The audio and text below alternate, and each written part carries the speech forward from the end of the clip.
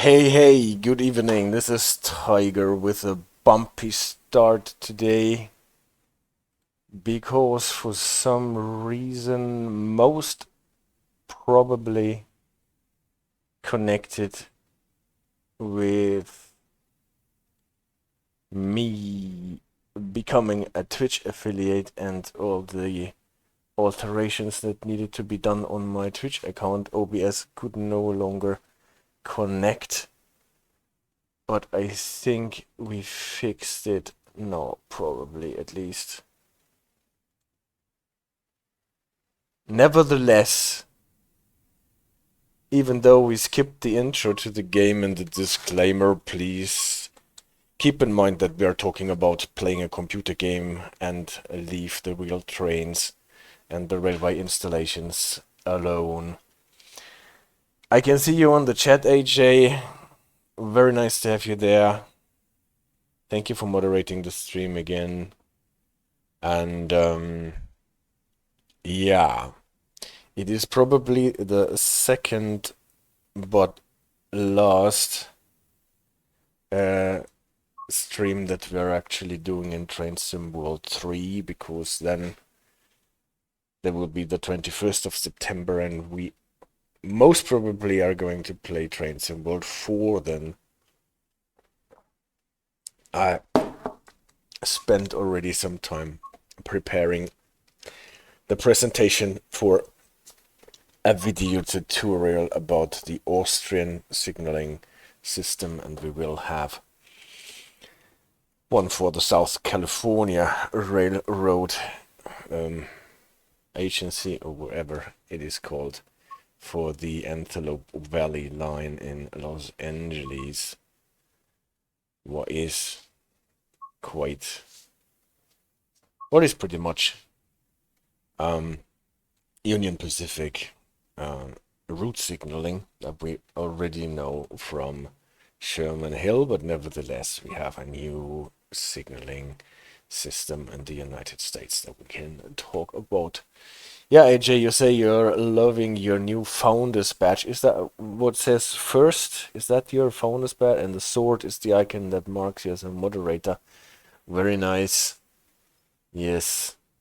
Well, a lot of things are new, so I actually, contrary to my expectations, after 1 year of streaming, I made it as an affiliate at Twitch, and so now you can get Tiger Paw points and redeem them for making me use the cameras and stuff like this. We will just try to find out if there is anything that actually makes sense or not, and if not, then we will skip it again. And yeah, if there is anything else that we can do with this new stuff, then let me know if there is anything that makes sense. CD Radar, hola. Very nice that you made it onto the stream. Oh, AJ, can we give him a VIP badge? Can you tell me how that works? Because that is what the first thing was that came into my mind. What we now can do as being an affiliate, give CD Radar a VIP badge, or I don't know if a founder badge or something like this. Type VIP CD Radar. All right, VIP CD Radar.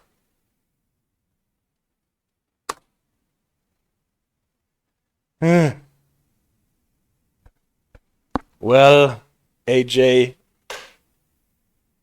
visit the achievement page on your dashboard to learn how to unlock additional VIP slots. So I have to do something else. It's not enough that we are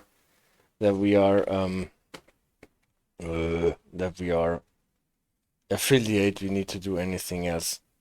Well, can I make him a moderator then for the time being if I can't get him a VIP slot, or do you think this is not what we should do?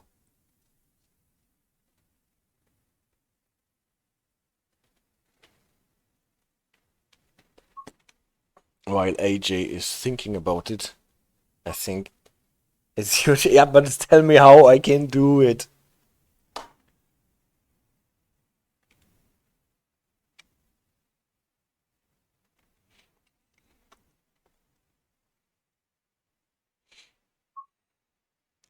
because I don't know stuff like this.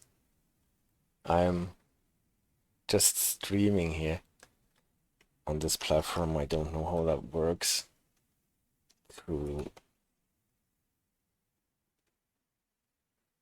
You don't need this stuff. Well,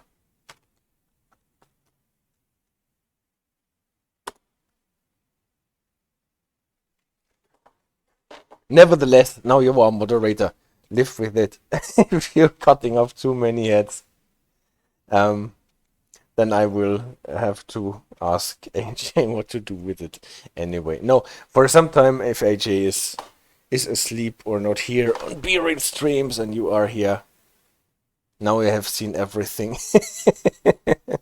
Well, sword power, it can't hurt to have someone here who can kick out the kids promoting their own channels if AJ is asleep. So I hope you don't mind, AJ.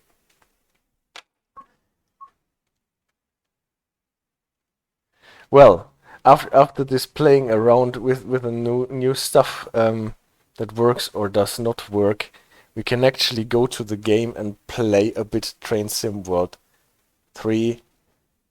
No, he does not have to subscribe. Don't say something like this. Everybody can totally decide on their own, but I am not pressing anyone. I'm so super happy that he's with us all the time, and don't pressure anyone to subscribe. Nobody needs to pay any money to watch my channel or watch ads or stuff like that. All right, yeah. So we are doing underground work again before we go to Austria or the South California. Yes, you can represent AJ where she is asleep. Exactly. Pretty much, and now I can actually see if anyone else is in the chat who is not using a moderator tag. What I wanted to do, if you have any questions about how to moderate tools, feel free to manage. Yeah, okay. So you will figure that out, guys, and I will go over and play some trains and talk about what I wanted to talk about all the time, about the Tripcock system on the London Underground trains. And I wanted to do this ever since Sire Moon left a comment about applying the rule and what the stuff is there.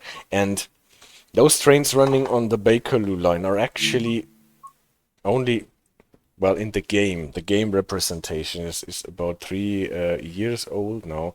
When Train Sim World 2 came out, I think that's 3 years now. And still, if you look at those trains with a bit of a distance in time, at least that's what is happening to me. I always think like, well, those trains had a lot of stuff animated and a lot of stuff happening on these trains and really functional that nobody ever needs in the game, and they invested quite a lot of time and resources in making all those safety systems work. And if you're playing it, not only if you're playing it casually, but if you're playing it well, just normally, you probably never will use those thingies because you're just running your train properly and you don't need all those safety and special situation tools that you have on the train. And still there is so much working on this 1972 Mark II tube stock train. So that I wanted to dedicate a stream to it. With a new Yourneys expansion, there came a new livery to this Mark II 1972 tube stock with the original aluminum and red doors livery.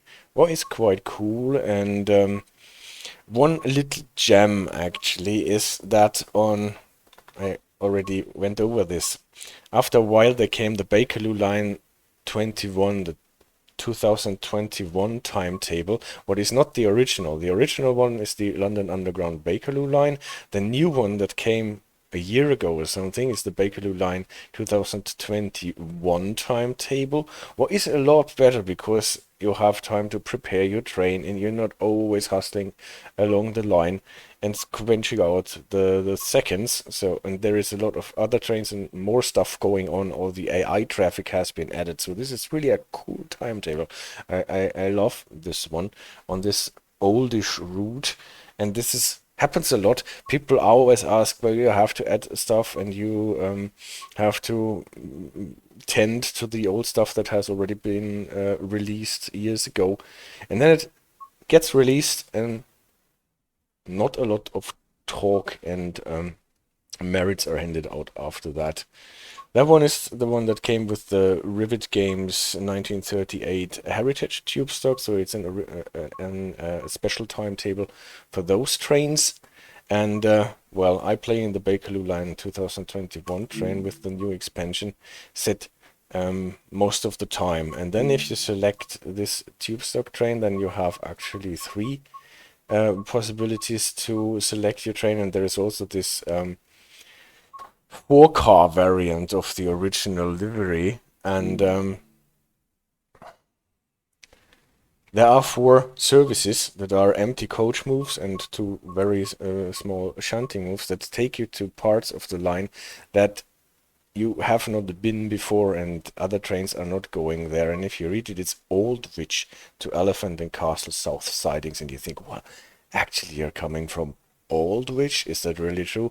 Well, the downside is we are not seeing Aldwych, but we are starting from a little, from a piece of track that comes into the line and goes out of the line around Baker Street Station, and this connects not directly but with an arcane set of tunnels to a very, very arcane tube station, Aldwych.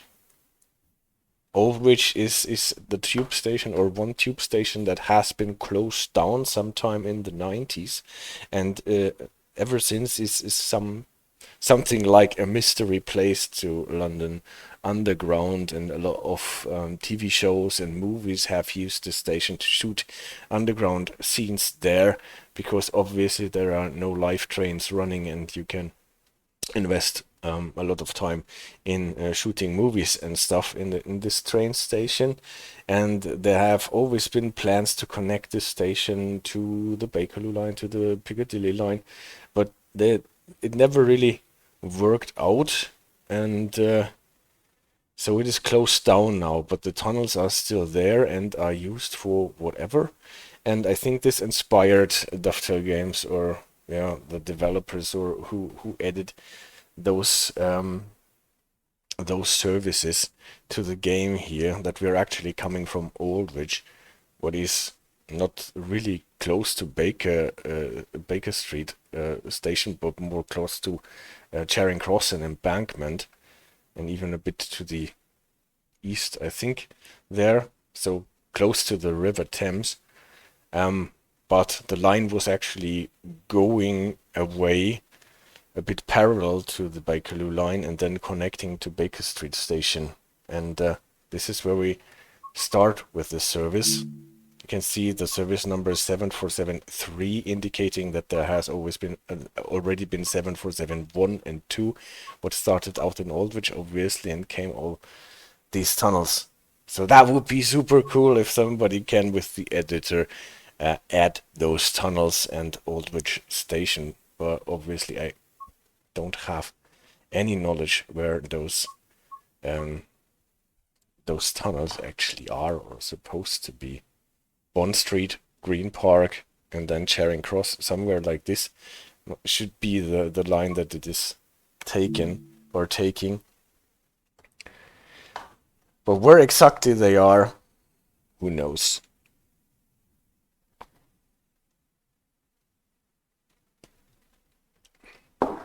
So as always, I just go into the service.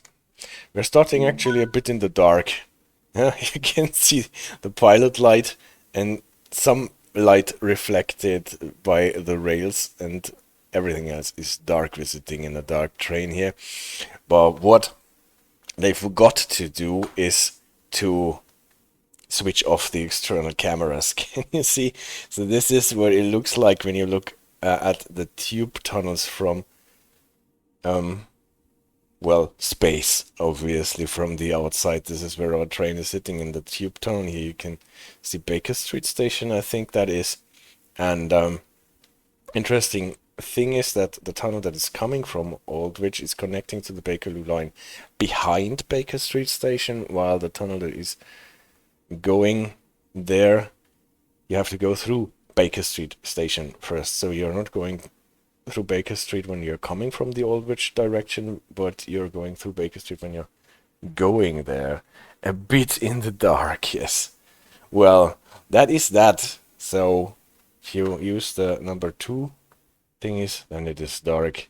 So obviously we have to turn on the lights first, because before we can actually do anything. Only thing that we can see is that we are not in service. Restart it again so that we don't lose the time, and then let's drive our empty coach move to Elephant and Castle. So I don't know what you think about it. I find it's really cool that they are actually make us use those little bits of track that are in the DLC but have not been used before. So turn it on, our train, direction selector, enter, emergency, off, audible warning, rear 1 and hold, forward.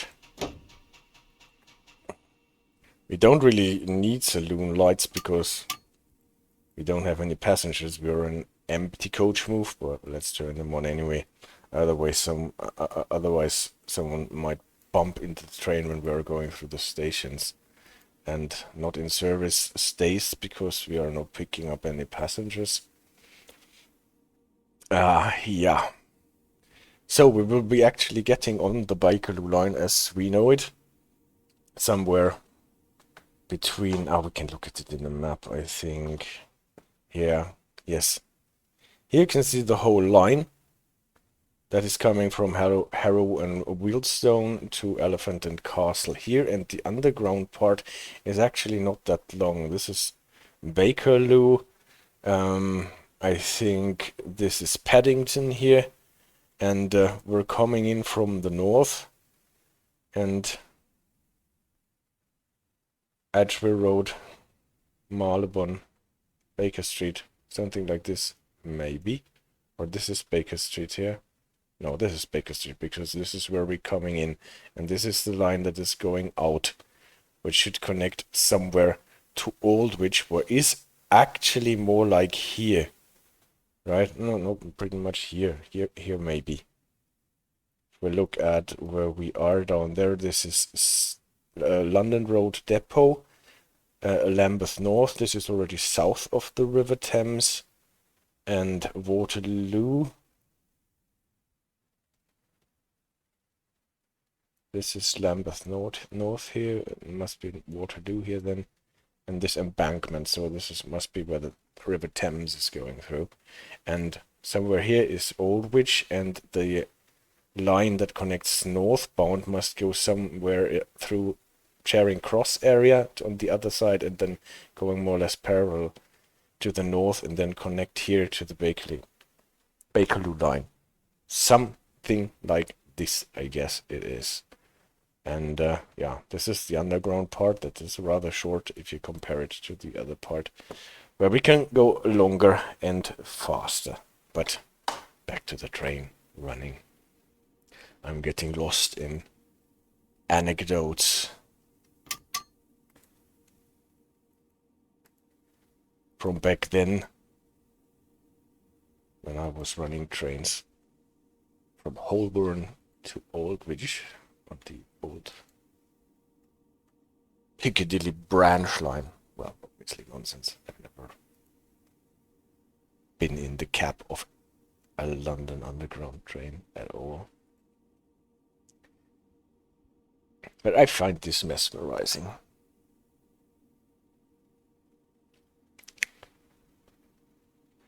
So, are we prepared? Deadmans Handle is pressed. Saloon lights are on. And I think we're good to go. Limit is 25 if I'm not mistaken here. Yes. On this branch line, we don't have a sign obviously because this is in the part of the track that is not represented.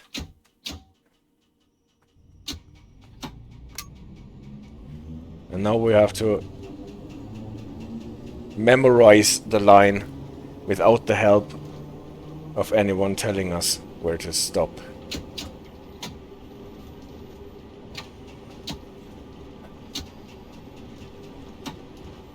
There is a signal up ahead that obviously controls how we get on the line.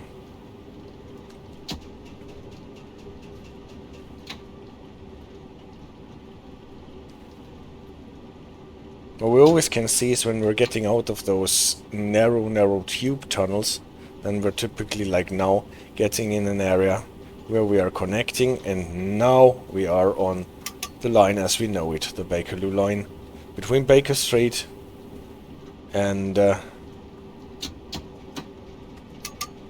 Regents Park, I think. This is why we can accelerate to 30.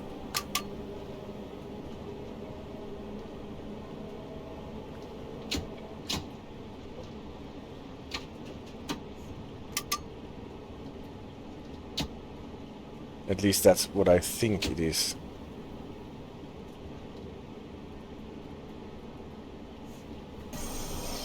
Or am I totally in the wrong? No. I think we are passing Regents Park and then Oxford Circus.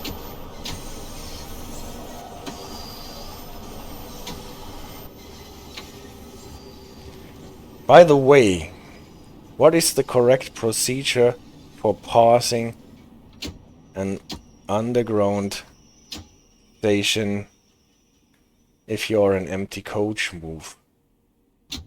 Somewhere I have read that you are required to slow down to 5 miles per hour when you're passing as an empty coach move. But it would be weird if you actually have to slow down to 5 miles at the beginning of the station, because then you're just slower than a regular train. So what I will be doing, at least on this stream here, is to slow down as if I wanted to stop at the station, and then slow down to 5 miles and just go on with my 5 miles.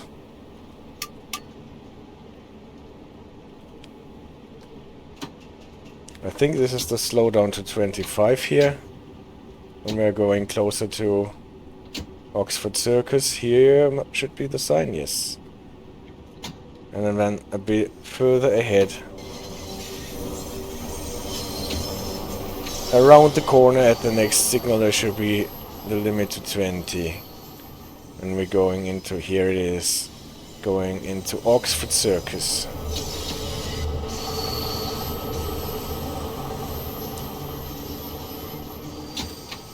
What regulations do you have in Prague, in Praha, CD radar for passing an underground station without stopping?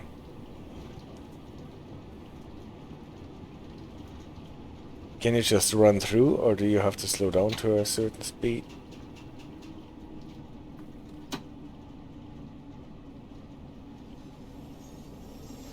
Nice thing is, with the empty coach moves, you typically have all the time in the world.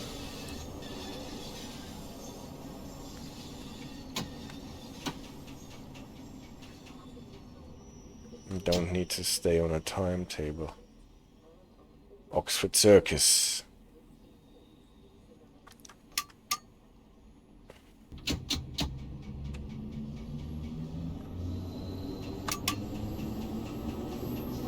Now we're going down the ramp to Piccadilly Circus. Limit is 20 until shortly before Piccadilly. Then for a very short piece of track. We can accelerate to 30, I think. And then we have to slow down to 20 again before we reach the passing area just in front of Piccadilly Circus with the famous signal Alpha 1000 that we talked about in the signaling stream.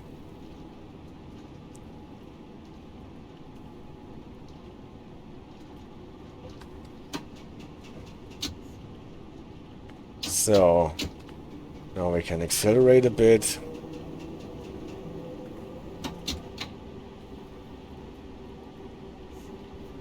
And getting to the signal, we slow down.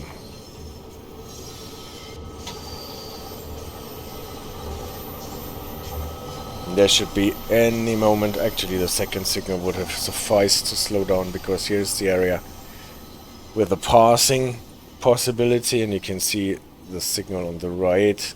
You can see actually the other half of the station. This is this magic spot at Piccadilly Circus, where you can see the other part of the line.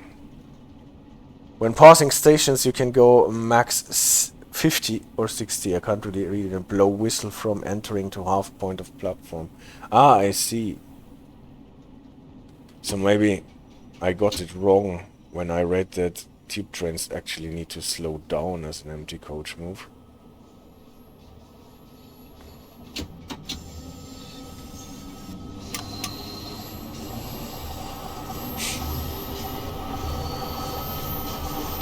But well, I slowed down because it is actually fun doing it. Short piece where we can go 25, and until we get to this signal we have to slow down to 20 if I'm not mistaken. Here should be the 20 sign. Bing, and here it is. That was Piccadilly Circus, that means we're going to Charing Cross now.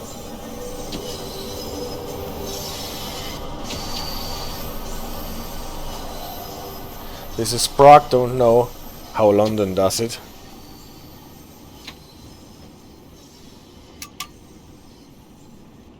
Maybe someone can enlighten us in the comments.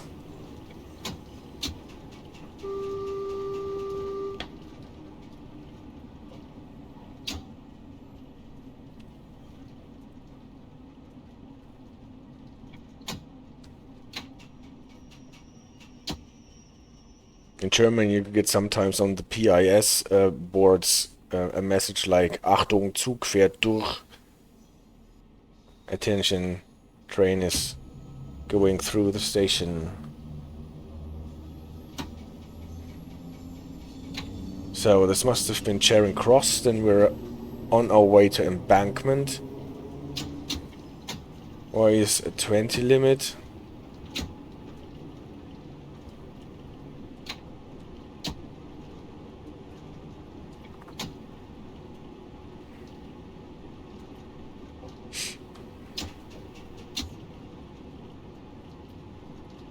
This is the thing too, and yeah.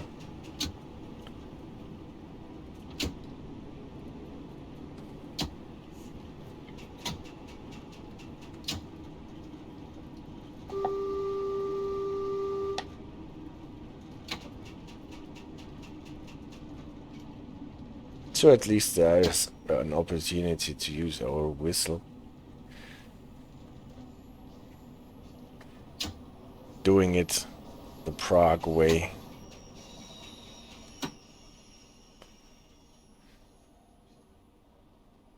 So now towards Waterloo, so we're running underneath the River Thames.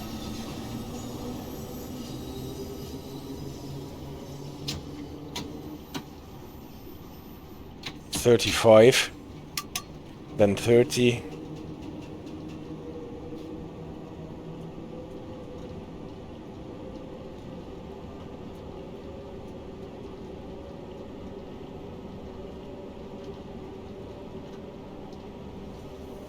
One signal.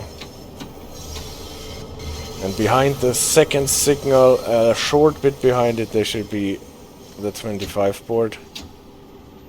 Like 3, 2, bong. Here it is. Yes. Waterloo station.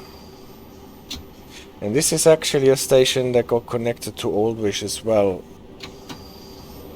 If I'm not mistaken, or at least there were plans connecting it.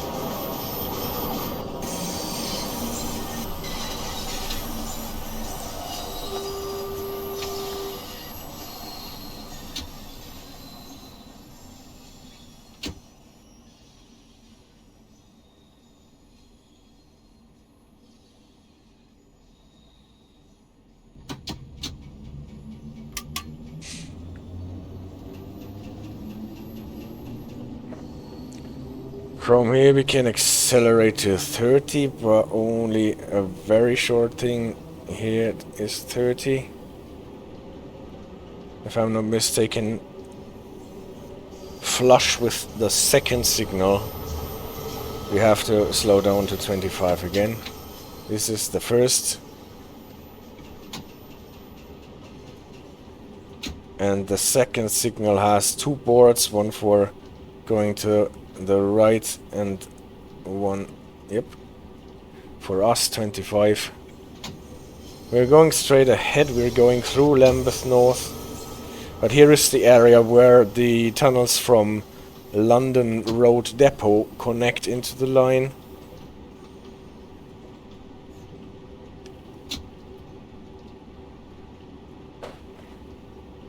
Lambeth North.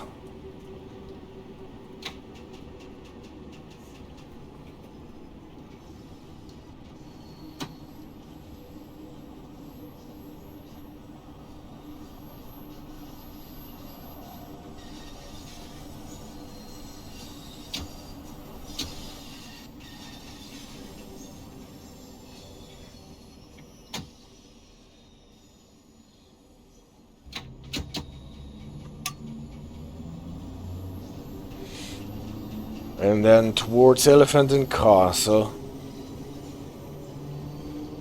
Can go 30 here, but this is typically not a thing that we want to do because the limit to 25 is here already. 2, 1, 0, boing, and here it is. Even before we get to the next signal, so we can run with 25. And then we get a whole battery of signals closing in, and Elephant and Castle always need to know whether you are switching sides before you go into the station or after you leave the station, or if you're actually running through the station into the sidings. And those sidings have not been used before too. This is the one that is typically at red, so we're slowing down because there is an indicator for how the switch is set. And we can see it is set to the diagonal position, the switch indicator. That means we are actually going to the right. I read this wrong on the B-Reel stream on Tuesday and did not know that we're going to the right, and that is important for us because we are typically in a 20 reduction here, but only if we are going straight ahead, because when we're going across the switch, what we are doing now, we need to be down to 10.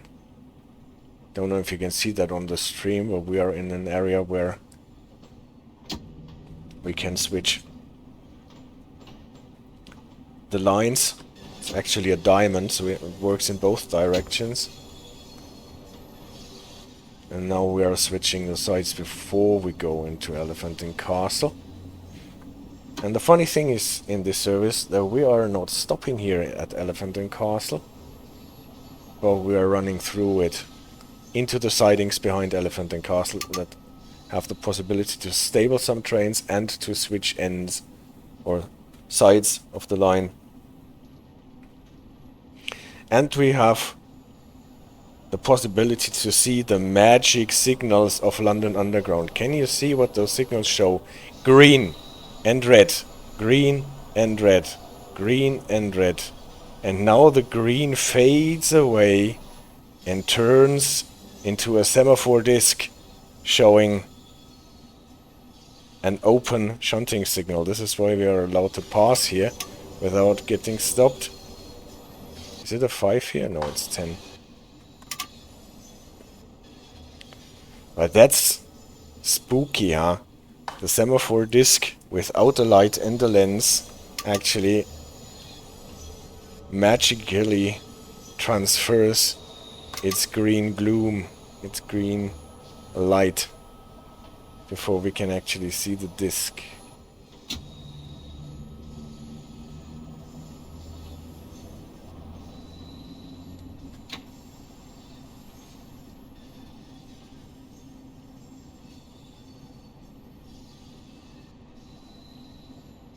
And now we are in the sidings.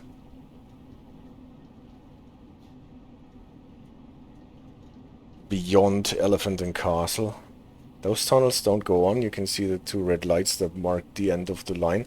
There is only a buffer block.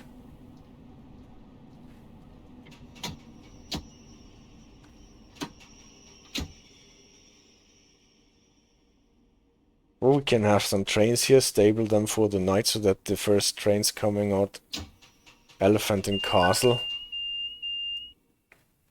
Yeah, and we didn't do anything wrong, and still we're not getting better than bronze medal because there is not enough points to be earned here. Return to free roam. Just wanted to have a look at the map again. Where's the map here? So those are the sidings beyond Elephant and Castle. So we came this way. Actually, why we did it is not quite clear. We came this line and then we switched sides here. Ran through the station and then went beyond here. Well, obviously we couldn't go through this side because the train is sitting here. And so we chose that way. And we have 2 sidings where we can stable a train, or even 2 if we put them next. Well, probably not 2 because we have this short formation 4-car train where it's a special one. Typically the trains have 7 cars, so you can only stable 1 train here. And then you have 2 trains for the earliest services in the morning.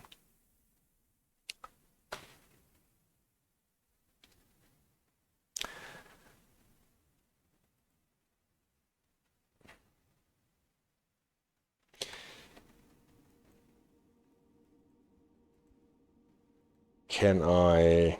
Well, what I'm going to do is just start the little shunting service that brings us back out of the siding, and next, in the station actually, I have to switch my service indicator here to Aldwych 2. What is unfortunately much longer than the other one, so I have to move it about a bit.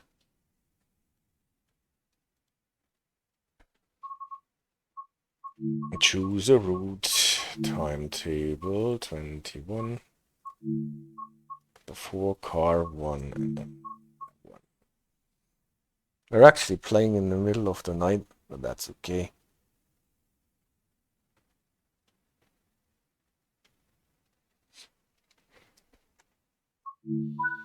Again, it's a bit gloomy.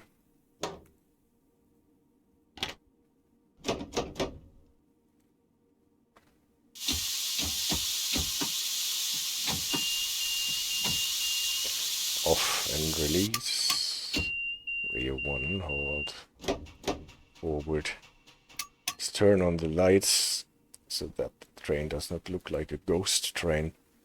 And then we can already start. Again here you can see the shunting signal is giving us the green glow.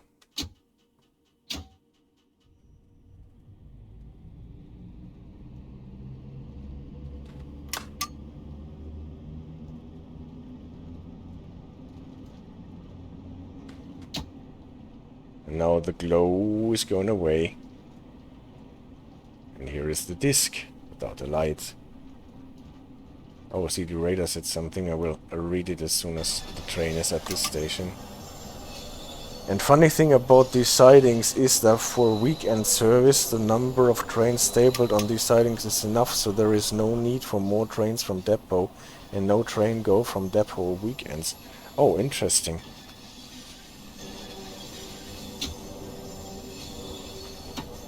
Just wonder how the drivers get there.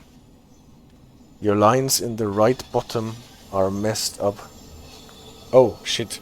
True.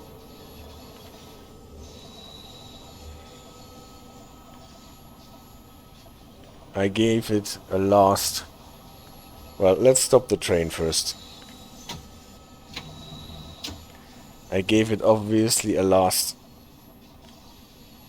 twang when I moved the mouse out of my OBS window.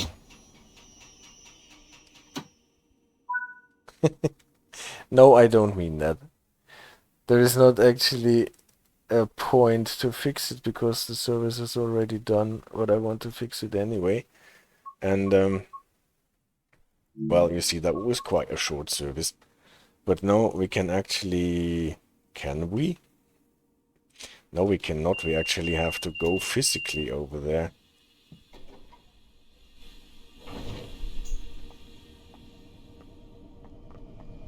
Since it's not a scenario but a timetable, we don't have those people taking photographs.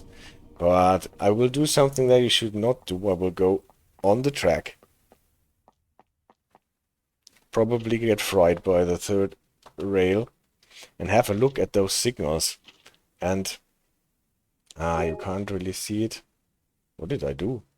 Oh, I picked up a collectible. I didn't want to do that. Those discs... I can't go closer, but you can actually see the green light shimmering through at this point. Maybe it's easier to demonstrate this in London Road Depot than here. So I have to blow my line again. And don't worry, I won't play the whole scenario. But I will use the scenario to have a look at the train and the signal now, because that is what interests me at the moment. I think that those signals actually got copied over from the West Somerset Railroad, where there are more or less similar signals, but with a lens.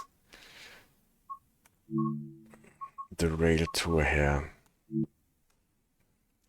With a lens in this disc, so that the light can actually shine through and be green or red, depending on the orientation of the disc. So we get a bit of a cinematic for London Road Depot. What is actually quite cool. I love this place. We need to wait until this message has come to an end.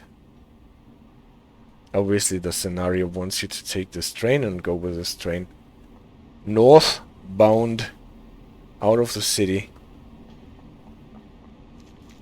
But they built this place here nicely, so you can actually see where the parking lot is, where all the drivers might actually get their cars when they come in and go to work, and then you actually have all the walkways and paths that allow you to go to your trains without stepping on the rail, and they actually lead you in this scenario to use this walkway here to go to the train and don't stomp about on the rails. So here there are actually places where the third rail has a gap, so that they can go over and go to the other railings here. Here you obviously need to be careful because the third rail is very close, but here is a whole place where you can step over. And this one video that you pointed out, oh no, he's not on the stream now, Pocket Snickers I think it was, who pointed it out.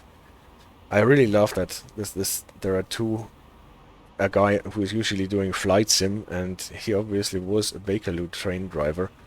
He also said that this was the cabin where the yardmaster or the shunter was always sitting in and putting the signals. And this is what I wanted to demonstrate here. This is a signal of the kind, disc signal, and unlike the ones that we have in National Rail territory, like for example quite a lot on the West Somerset Railway, we have no lens in this signal, but those signals still have a lamp. You can see it here. There is a lamp left in the signals, probably because they got more or less copied from the West Somerset Railway or wherever they came into existence, and then the lens got removed from the disc, but the lamp is still there. And this is probably why those signals have still the shine, the green and red shine, although there is no lens, so they should actually not have it. But the light emanating from the lamp obviously got copied too. Here you can see very nicely the indicator telling you what the open signal, the off signal is for line 1. That would be the left one. 1, 2, always counting from the left. Well, HSS lag is really good today, as in there's little to none of it. That is good to hear. I really twitched the settings about a bit, and I hope the quality is not so super bad, but maybe then the thing runs more smoothly. But this all looks really nice. Rail gap indicator, you can see the rail gap and indicating if this one is dead. This, I think, is a point indicator. If this is on or off, I can't really say. It is a red lens. It should not be on, to my knowledge, if the switch is actually good for being passed. Those signs, I did not find an explanation for those either. I think I would interpret, I would understand them as signs that make you stop, like stopping boards and contact the shunter before you actually drive into the yard, so that the shunter knows that you are coming in.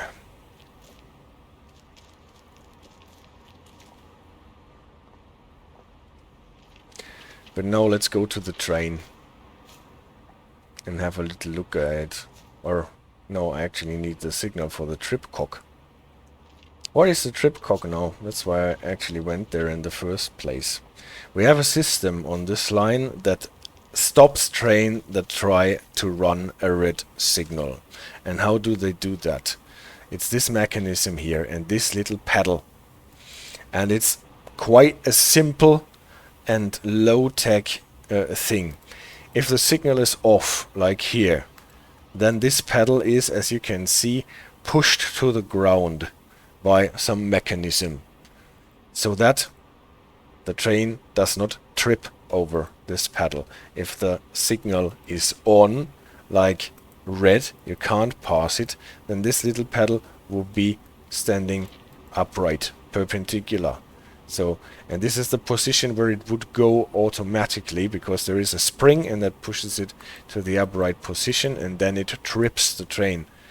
And the train get tripped, and then the train stops. We will see that in the presentation, how that is actually done, or can be done, in a system that works only pneumatically. Well, where is our train? This is our train. We're going too far. And the idea is actually that here on this shoe beam, this is the shoe that picks up the electricity from the third rail here. And here would be a trip arm. I think it is not visible in the game, but there is the trip arm that gets tripped by this little pedal of the train stop, and then the train stops. There's also an isolation cock here. This yellow thingy, as far as I know, is for isolating the system, but we can't do this in the game, and we would not be allowed to do it anyway.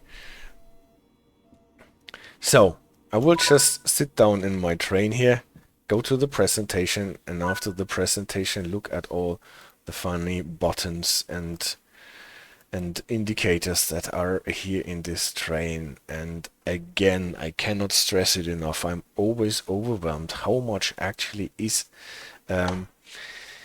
made functional in this old train from 3 years ago, and if you compare it with more modern trains, you might get to the idea that the modern trains are built more with the idea in your head that you need to get more return out of the dev time that you invest in your trains, and that making a brake test working and the runback protection system working and all this might not really pay because nobody is realizing it and using it. Well, but we will talk about this in a couple of minutes. First, the presentation.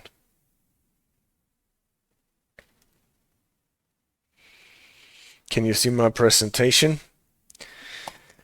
I wanted to start with that. We have had this before. It is in the EP brakes, the electro-pneumatic brake stream tutorial, and we have talked about how air brakes work.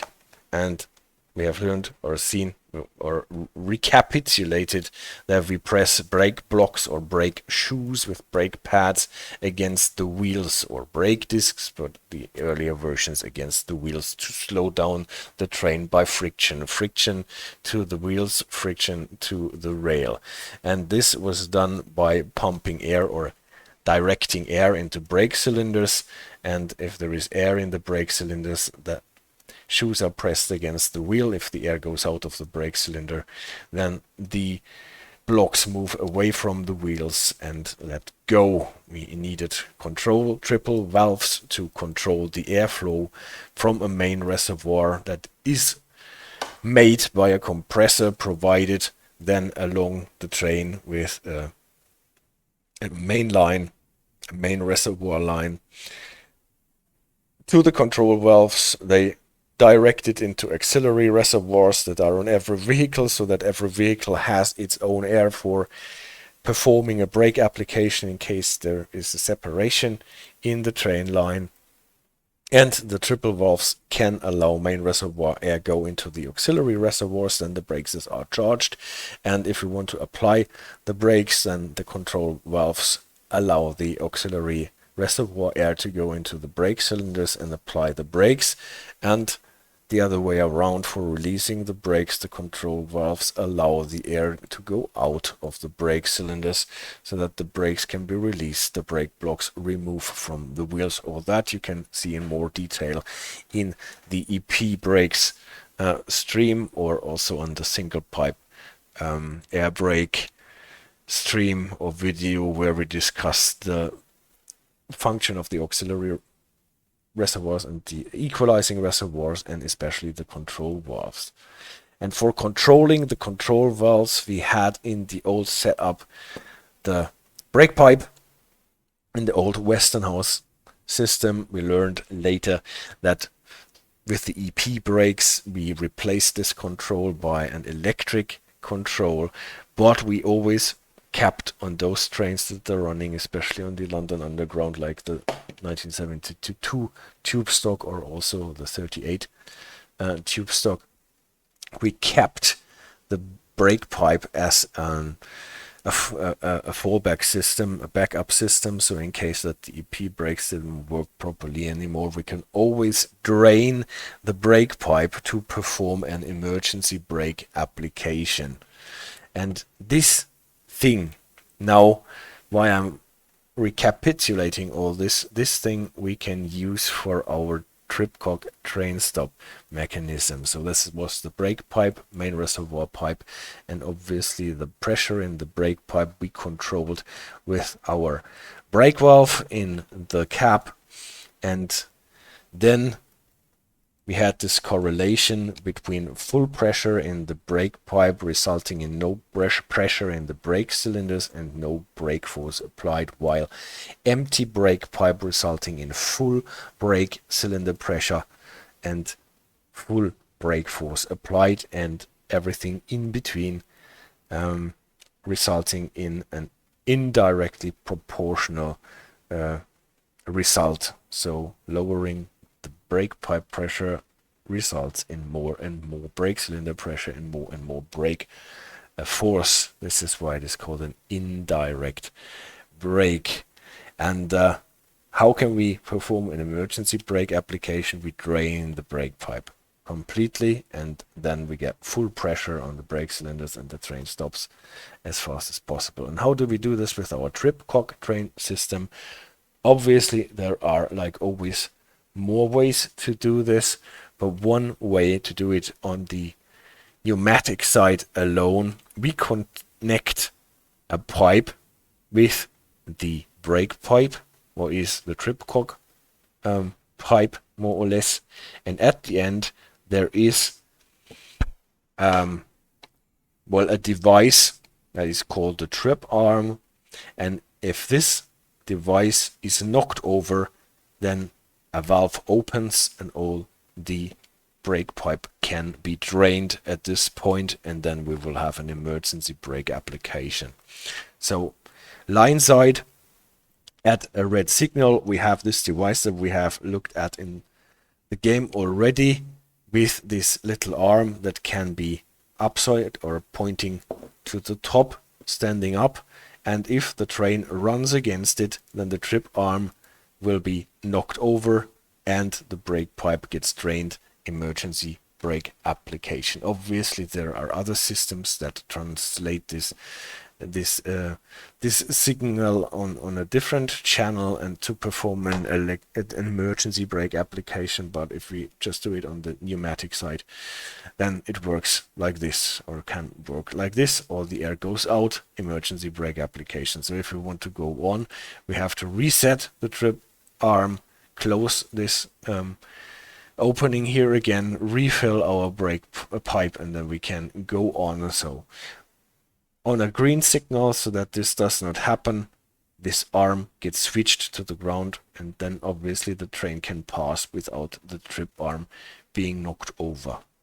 Sometimes we need to insulate this, and so we have whatever, like a ball valve or whatever we have here.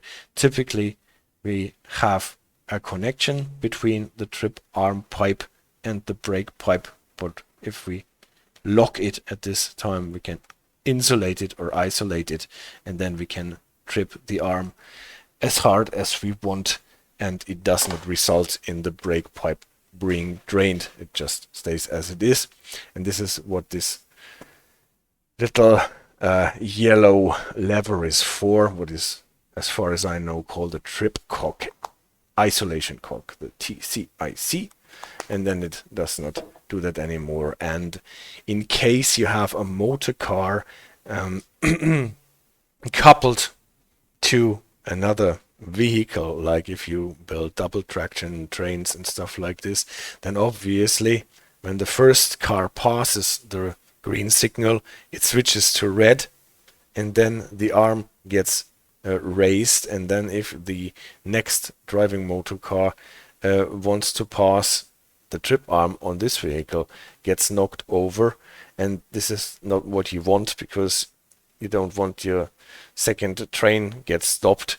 So from what I've read, there is actually a mechanism that insulates this part of the brake pipe as soon as the couplers are engaged. So if the trains couple up, then on the following, on the next driving motor cars, we don't have the ability to get tripped anymore. Yeah, that is the functionality to provide protection for running red signals, like the 2000 Hertz magnets or the train stop system in the TPWS. It does not prevent this bad, because the train will stop in the overlap behind the signal, not before the signal. So it is not a positive train stop, or we want to have in the American PTC systems, but it is only for mitigating the effect of a red signal being run, not to prevent it, obviously. But still, there are some funny things that we can do with this Tripcock system. I don't know if it is actually applied here in London in London Underground or on the Bakerloo line, but you can build some speed control loops with the Tripcock system as well. So let's say here is a speed reduction, and we can place a train stop at a certain distance, and then divide up the track in front of the speed reduction by quite short track circuits.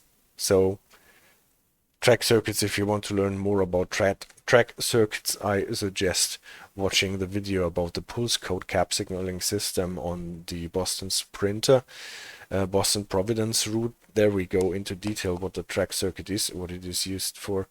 And we can use track circuits to see or to automatically detect when a train is actually in a certain piece of track. So we divide this into, let's say, 3 track circuits, short one in the middle, and then as soon as the train enters this track circuit here in the middle, a timer is set in the system here. So the system sees, okay, the train has entered this, I have the timer running, and if the train actually gets into the next track circuit, let's say before the timer has come to an end, then this train stop here stays erect and the train gets tripped. Because if the train gets into the next track circuit, if the timer has not elapsed, that means the train is too fast. Obviously you need the timer accordingly and to build the track circuit length in a way that corresponds with the timer, and you calculate it in a way that you know, okay, this is just the time that the train can take to get into the next track circuit. If it gets before that time, then it must be too fast, and the train won't make it for the speed reduction. So in case the train is still in the middle track circuit when the timer runs off, then we lower the train stop, and then the train obviously can pass.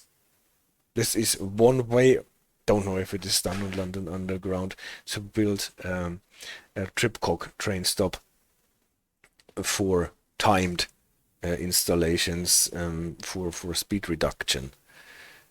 Approach control, more or less, in this case. And then there are some other installations where we don't have the connection with the track circuits, but when entering yards, for example, you can have a train stop paddle here that actually can get moved out of the way by the train passing, but is built with as much resistance that with a slow moving train it can be pushed out of the way without activating the trip arm. But when the train is traveling too fast, then the inertia of the system will result in the effect that the arm will be moved to the side, because then the train is too fast for the arm to be moved to the side. It's like when you're moving slowly against an open door, then the door will move. If you are running with speed against the open door, then you will bang your head and the door will do whatever. And this is the effect that is used in installations of that kind. Quite ingenious, actually. But yeah, I don't think that this is in the game, but I've read about it, and I'm always interested in simple but ingenious solutions for stuff like this. What did I do now? I fell out of my presentation.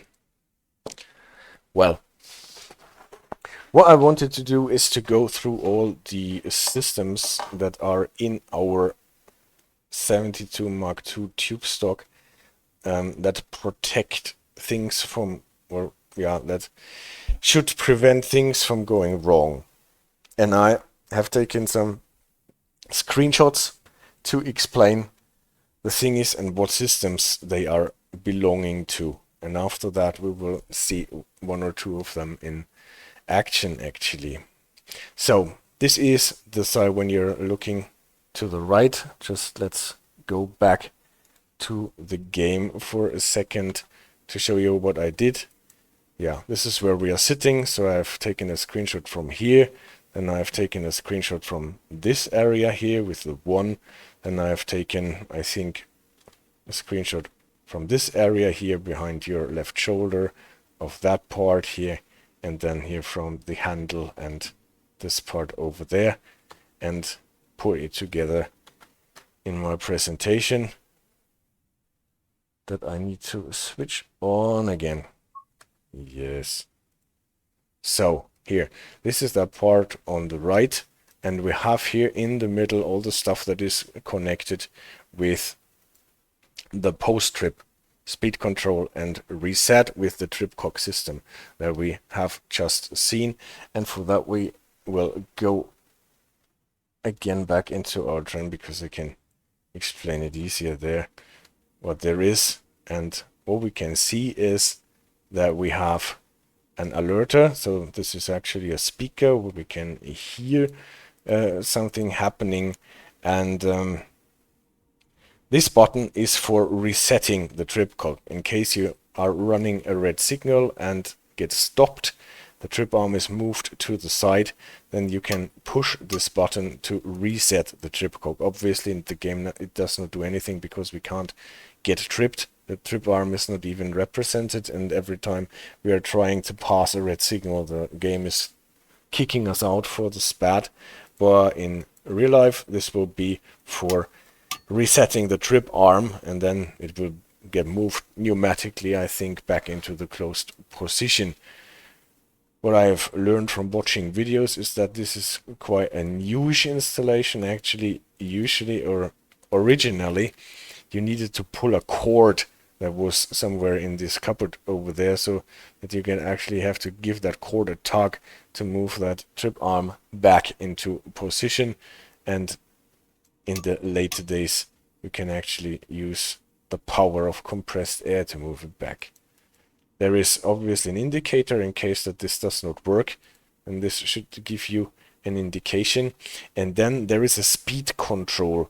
When you got tripped and go on, the train will limit you to a certain speed. I think it's 10 miles per hour for whatever, 3 miles or whatever. I really did not, since London Underground is not publishing its operating rules, I can't really find primary sources for that. But from what I've read and heard and seen, you will be limited for a certain amount of track and distance before you can go faster than 10 miles again. And this is because there had been accidents, not so much when an accidentally spat happened, but sometimes there are situations if the signal is not working properly and you're actually allowed to pass a red signal. In PZB we would think of the Befehl 40 and then pass the red signal and the stop system and nothing happens. With this mechanical system here, obviously pressing a button would not impress the trip arm at all. It will be tripped anyway. So if you are actually allowed to pass a red signal with authority, then you get tripped, you get stopped, obviously you reset your trip arm, and then you go on. And from what Sire Moon commented under the signaling video for the London Underground, I know that this was called applying the rule, and after that the driver can go on. And obviously there have been in the past some accidents where the driver was allowed to pass the signal and then went on and then hit another train that was already in the block. So to prevent this, after even with authority passing the red signal and getting tripped, you are limited to 10 miles or whatever for a certain distance. And if you don't want to have this, you can cut it out. Automatically it is cut in, but here with this you can cut it out and then you can go on. I think that this indicator time delay will light up as long as the speed control is active and will go dark as soon as you're out. So it's probably not distance limited, but time limited until you can go back to your normal speed again. So this is the stuff connected with the Tripcock system. And what is there, but obviously can't be functional in the game because we can't get tripped without getting kicked out of the game.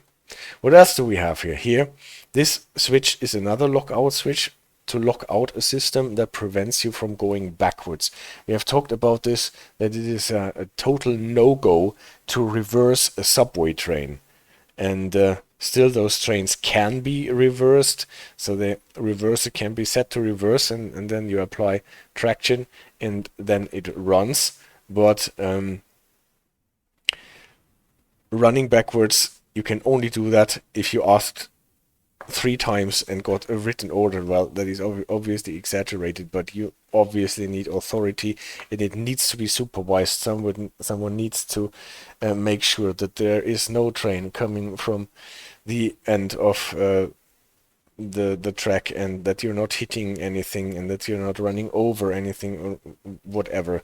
And to prevent an accidental reversing with power, you have the system that is preventing you from going backwards, and this is functional in the game.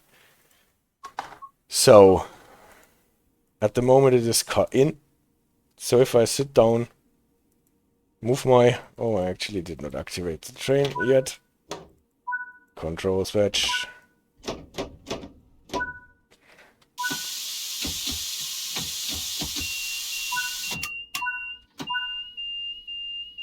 And now I move it into reverse. Need to turn on the saloon lights if you want. I turn on the saloon lights. Just satisfy the scenario first, and now into reverse. The scenario accepts it, but I can move my handle into power and nothing happens. If I lock it out, cut it out, then it should work. Yes, I can go backwards. But now I get fired because I reversed my train without proper control. But it works.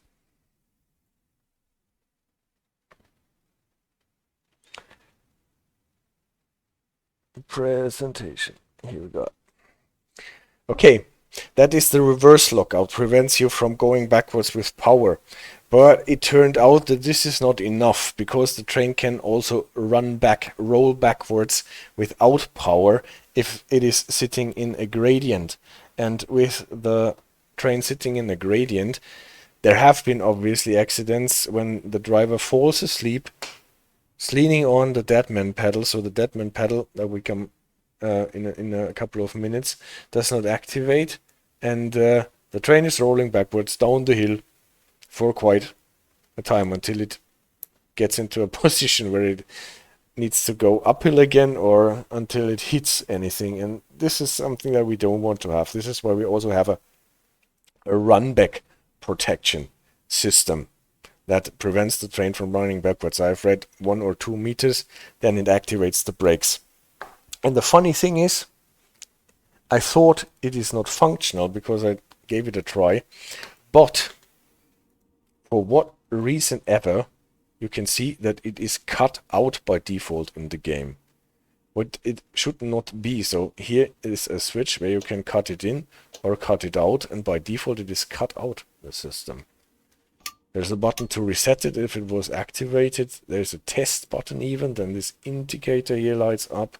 There's a fault indicator that does not work, obviously, because in this game never anything gets faulty. Yeah, so you can activate it, then operate it, light goes on, and then with the reset button it goes off again. When I'm through with this cap, then I will go into a save game where we can actually see this in action after we cut it in.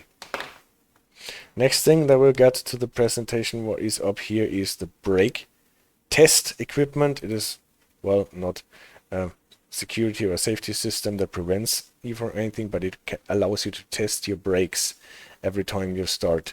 You have to turn it on, then the orange lights will turn on. This is actually also, you can read it, ready for brake test. What you do, you use the emergency brake switch, put it into active, then the red lights come on, train line discharged. That means now we have an empty brake pipe. We should see it actually here. Also, yes, this white hand went to 0. That means the brake pipe has been drained. And no, then we move the handle back into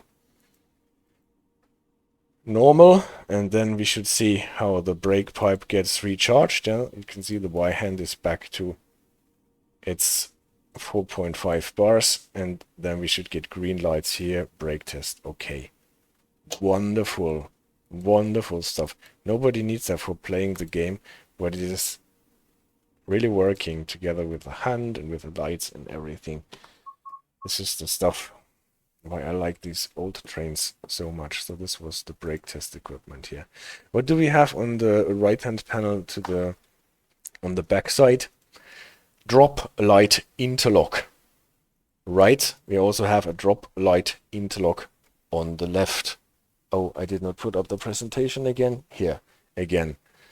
That's what let's go back a second. So that was the brake test over there, and then the Droplight Interlock on the right and the Droplight Interlock on the left. And already out of the presentation again and back into the game. What does it do? What is the Droplight? The Droplight is what we usually call a window here. If we open a window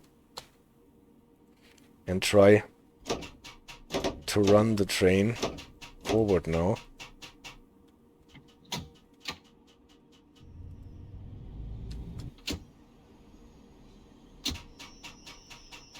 it should actually not run.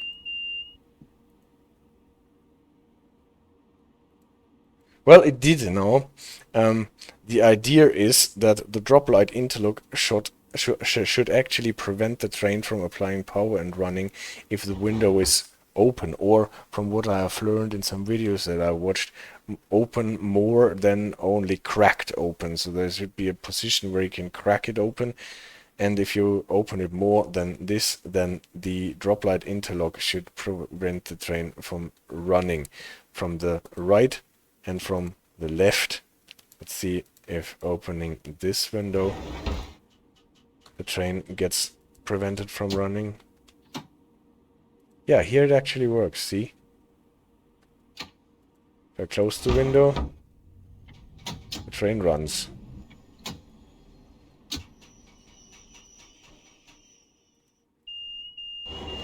If I open it, it does not go. If I lock or cut out the Droplight Interlock, it runs again, even with open window.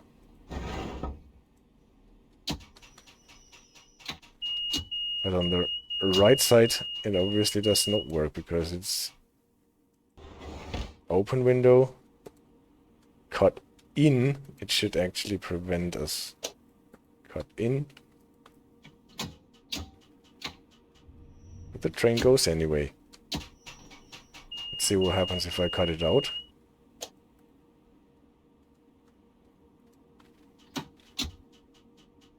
Oh, it goes anyway. That was a weird sound.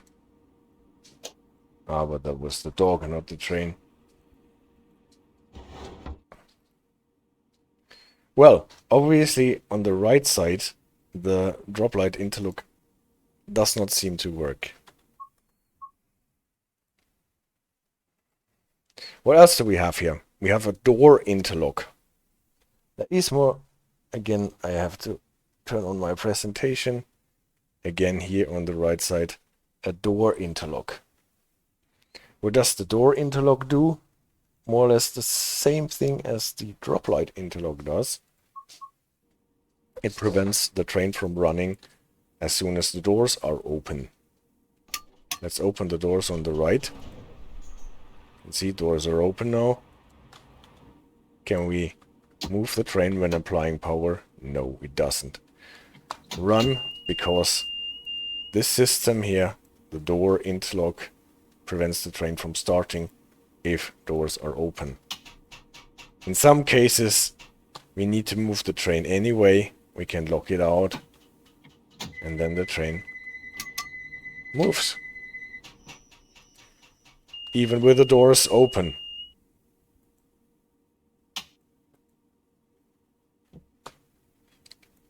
again, all that stuff. You don't need it for running the trains in the game and getting your medals, but it is super cool, in my opinion. It is actually made functional. What is that here? That is actually not functional in the game because it is connected to a system that prevents you from opening the doors if the train is not properly aligned with the platform. So that you don't open doors that don't lead to the platform but somewhere in the tunnel, so that the passengers fall out and step on the third rail and get fried and all that stuff. So to prevent this, you would not have the doors opened if the train is not aligned properly in the game. In the game it does not work because we don't have this system that prevents us from opening the doors if the train is not properly aligned at the station. So this button is not functional. In real life it would allow you to open the doors even if the train is not aligned properly in situations where this needs to be done to get the train out of a mess. Obviously you need to have it supervised and everything. Then there is a spot warning that is not functional in the game. It is not animated.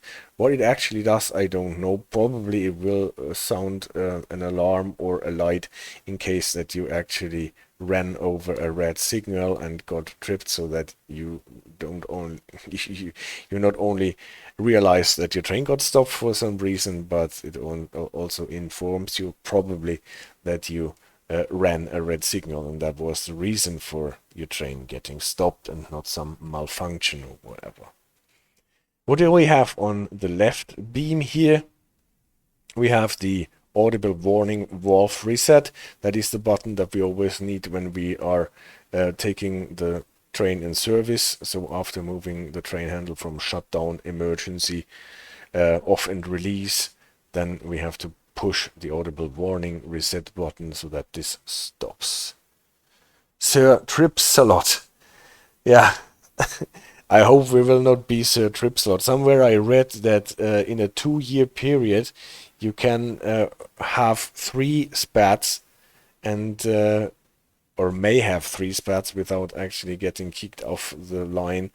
With the 4th one you have a mandatory hearing with somebody that will investigate it. And then you have to explain your driving. What is that stuff here? 3 things: overload, relay, motor generator, test, trip, and restart. If we look at this in the game, again, it is working. It is not only animated, but also functional. This is the overload, relay, trip, and test, the motor generator, trip, and this is the set for both. What is that? The overload relay is, as far as I know, a piece of technology that prevents our traction motors from getting too much voltage, and then it will just switch off those traction motors so that they don't get destroyed. And the motor generator, on the other thing, is a thing to transform the line voltage that we get for our driving motors for the commodities like light and heating and ventilation on the train. So where we need a lower voltage, and in those old trains a motor generator is more or less a thingy where you have an electric motor that is driven by the line voltage. It turns a shaft, and the shaft is turning a generator that generates again an electric current but with a different voltage, and so it gets transformed without the use of a transformer. Those are the motor generators. So if we trip those, our light should go off in the train. We can see that. I think I already know we are at battery at the moment. Saloon lights are on. Are they on now? I think they are on now. And if we trip the motor generator, then the lights should go off. Are they off now or no? I can't really see. This, no, they are off. Now they are on. And with the motor generator trip, they should be off, but they are not off. They are still on. What happens if I push the button to set down? they are still on. Or does that switch off the battery lights as well? Well, at least that would be the idea. Here you can turn off the motor generator, so you don't have the power for light and heating and all that stuff. With that here you can actually activate all the overload relays and turn off the traction completely. And this should actually result in our train not being able to apply power anymore. Yeah, true, it cannot apply power anymore because we tripped all the overload relays, so all our traction motors are cut out. If we want to have them back, we can push the set button and then all the motor generators and the overload relays are back again, and we should be able to apply power. And we are. Great thing. So this is more or less the idea that, well, this is the thing that you always get recommended by the guy when your internet router is off and you are calling with the internet company and they tell you, did you try turning off your router and switching it on again? And this is what you do here. If some of your traction motors are not working properly and you feel that you are only running with less traction motors than you actually have on your train, then you turn them off and on again, and then they should be working properly again. So this is the idea with those switches here. Back to the presentation.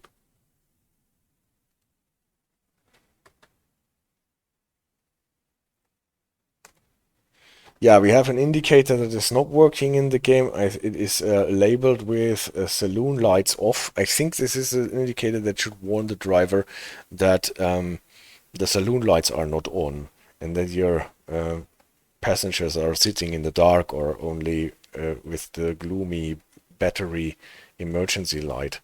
But this does not do anything in the game. This thingy up here is connected with the passenger emergency alarm. What is the alarm? You can also see it here, PEAB, operational. I think this is passenger emergency alarm, and B, what the B is, I have not been able to figure out. If someone knows, please let me know in the comments what this B stands for and what there is actually operational. But you can find in the train those thingies here. Emergency alarm, it is labeled passenger emergency alarm. So what would you do in case there is an emergency, someone goes down with a heart attack or whatever? You can lift this flap and talk to the driver, and then you would hear this person talking here to you. And what you have an indicator light, and you have a button that allows you to mute it, this passenger alarm. In what situation you would actually mute this? I have no idea. So P normal or mute it, so you can actually turn it off. So in case that there are people who are driving you crazy via the passenger emergency alarm, maybe then you can turn it off. But since I do not have any operating rules for that, I can't tell you what would be a proper application to mute the passenger emergency alarm. Yeah, what else do we have as in terms of safety systems? We have obviously our Deadmans Handle. That means we always have to push down this button, this lever, otherwise the train will immediately go into brake application and stop the train, go down, and we will hear this beep beep beep beep beep sound. And the only setting that allows us to relieve our hand from it without provoking application of the kind is if we are sitting in Rio 1 and hold. Then we can actually lift it without getting a brake application. So this is the position where we stop at the station and we can move our hand away and scratch our face or whatever, or go to some other place and do something on the train without getting an emergency or an immediate service brake application. It's not a, I think it's not an emergency brake application, but at least a brake application. So where are we actually? Can we apply some power? At the moment we can't. I don't know really why. What did I do? I put it into auto. There, we can't have it at any rate. So some lockout actually kicked in and we killed our train.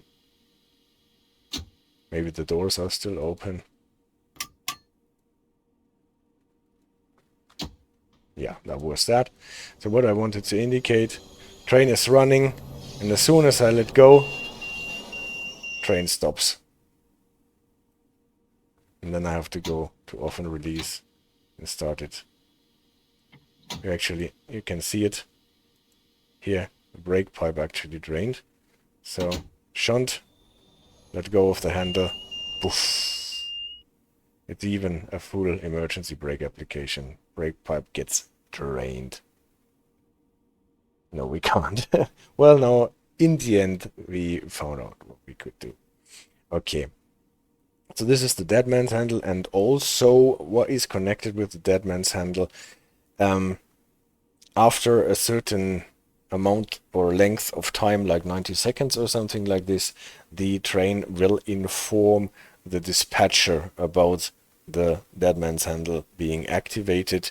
So this is in case that the driver gets incapacitated, then you will have actually an emergency call to line control or the signaler, or I don't actually know where it ends up.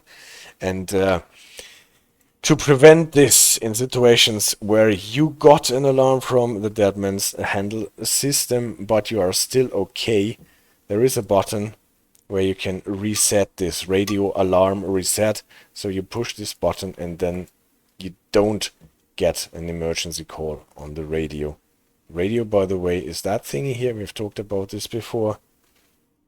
Oh, the presentation is still on. I'm sorry to see. I'm sorry to hear that. So I went into. So I was explaining stuff that nobody could see. Sorry for that. So.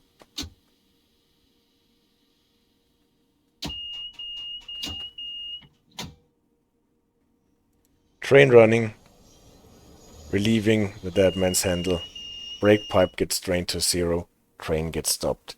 That was what I actually wanted to show. And then, as I explained, the train would inform the dispatcher after like 90 seconds or something. And if you want to prevent this, you have this radio alarm reset button that is labeled, I think wrongly labeled, Audible warning valve reset button. It is actually to reset this timer that the train automatically informs line control about the Deadman's Handle being activated. So now I need the presentation again. And this will be here, this button, radio alarm reset. And I think now I'm actually through with all the thingies that I wanted to talk about.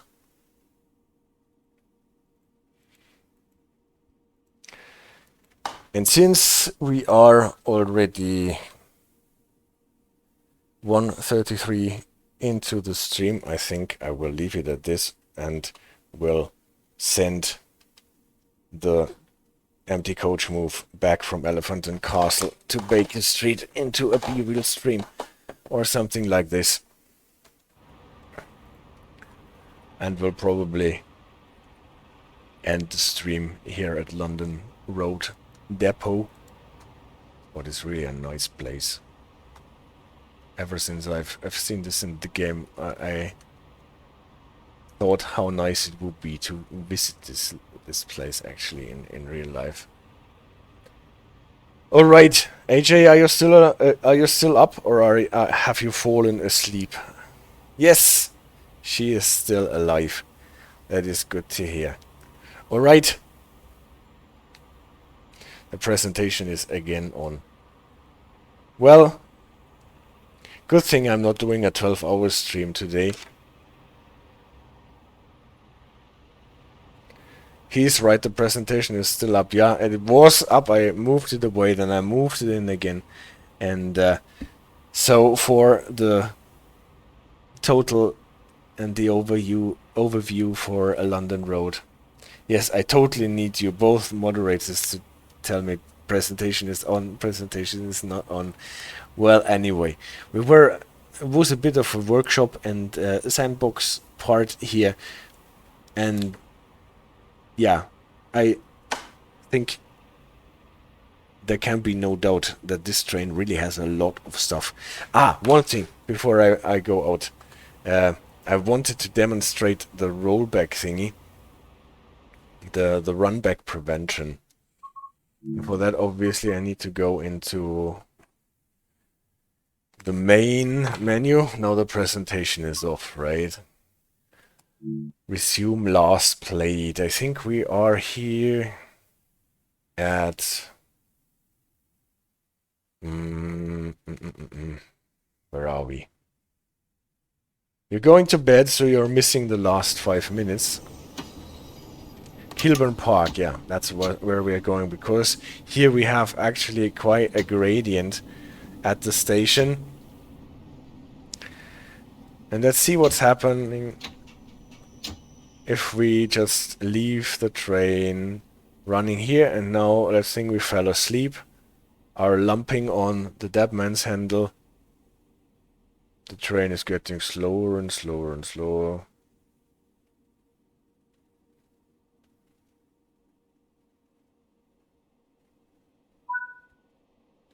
Objective completed. We should open door, and no, the train is running backwards because we fell asleep while the train is in the gradient, and this is obviously a super dangerous situation, and we are rolling back here. And maybe we are rolling back until we are hitting some train that is coming behind us along the line. And yeah, should the Runback Protection System not actually prevent this? Yeah, but as I have said, it is cut out for whatever reason. It is cut out by default. So let's try it again with cutting it in before.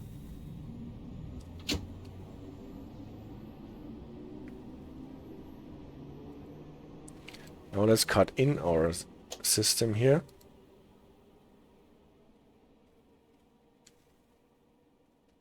Train is rolling backwards.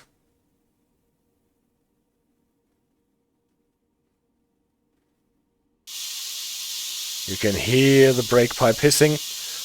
Operated light comes on. Brake pipe is still full.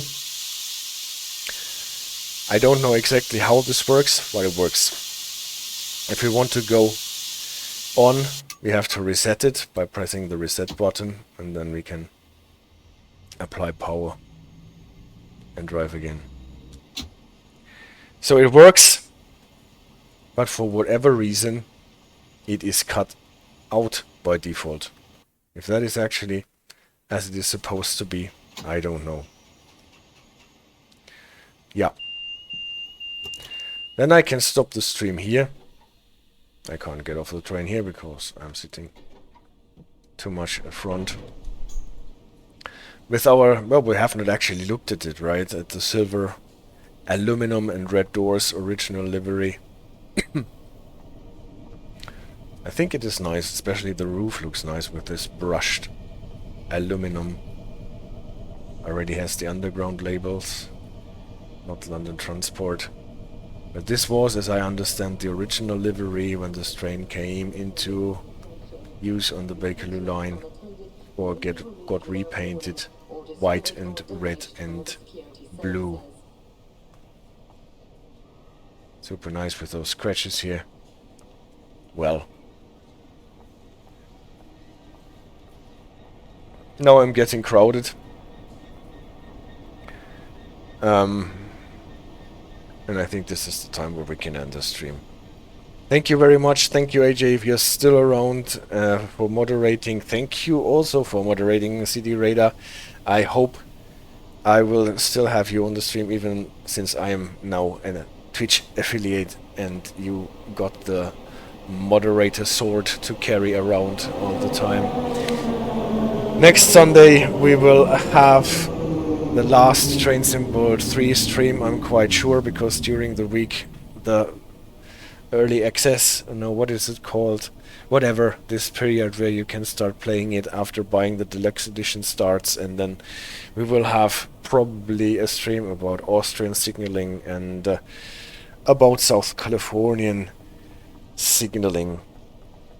And you are going to sharpen your sword. Thank you very much for staying with me, and have a nice time. Take care, and see you soon.